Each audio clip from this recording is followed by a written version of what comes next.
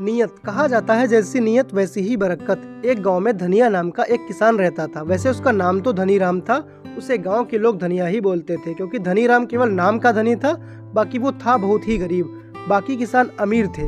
एक बार बारिश नहीं हुई तो गांव के और अमीर किसानों ने मिलकर एक कुआं खुदवाया।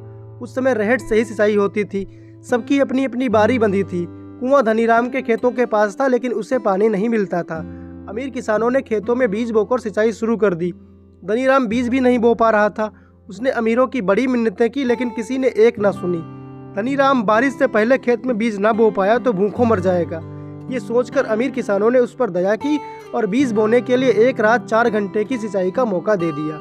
उसे एक रात के लिए ही मौका मिला था, वो रात बेकार ना जाए ये सोचकर एक किसान ने मजबूत बैलों का एक जोड़ा भी दे दिया ताकि वो पर्याप्त पानी निकाल ले। धनीराम तो जैसे इस मौके की तलाश में था, उसने सोचा इन लोगों ने उसे बहुत सताया है, आज 4 घंटे में इतना पानी निकाल लूंगा कि कुछ बचेगा ही नहीं। इसी नीयत से उसने बैलों को जोता और पानी निकालने लगा। वो गधे पर बैठा और बैलों को चलाकर पानी निकालने लगा। पानी निकालने का नियम है कि बीच बीच में हौज और नाली की जांच कर लेनी चाहिए कि पानी खेतों तक जा रहा है या नहीं, लेकिन उसके मन में तो खोट था। उसने सोचा हौज और नाली सब दुरुस्त ही होंगे, बैलों को छोड़कर गया तो वे खड़े हो जाएंगे। उससे तो कुआं खाली करना था। ताबड़तोड़ बैलों पर डंडे बरसाता रहा, डंडे के चोट से बैल भागते रहे और पानी निकलता रहा। 4 घंटे बाद दूसरा किसान पहुंच गया जिसकी पानी निकालने की बारी थी। उसने बैल खोल लिए और अपने खेत को देखने चला गया।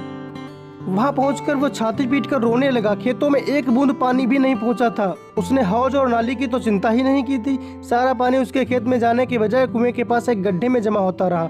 अंधेरे में वो किसान खुद उस गड्ढे में गिर गया। पीछे पीछे आते थे बैल भी उसी के ऊपर गिर पड़े। वो चिल्लाया तो दूसरा किसान भागकर आया और उसे किसी तरह से निकाला। दूसरे किसान ने कहा, परोपकार के बदले नियत खराब रखने वालों की यही सजा होती है। तुम कुआं खाली करना चाहते थे, ये पानी तो रिसकर कुएं में चला जाएगा, लेकिन तुम्हें अब कोई फिर कभी ना अपने बैल देगा ना कुआं। समय और संसाधन जब भी मिले उसका सही उपयोग करना चाहिए। कभी मन में ईर्ष्या और द्वेष को उत्पन्न ना होने दे, वरना ईश्वर आपको कभी माफ नहीं करेगा और आप उन्नति कभी नहीं कर पाएंगे। दोस्तों, कहानी पसंद आई तो लाइक शेयर सब्सक्राइब करें। मिलते हैं अगली कहानी के साथ, तब तक के लिए जय हिंद।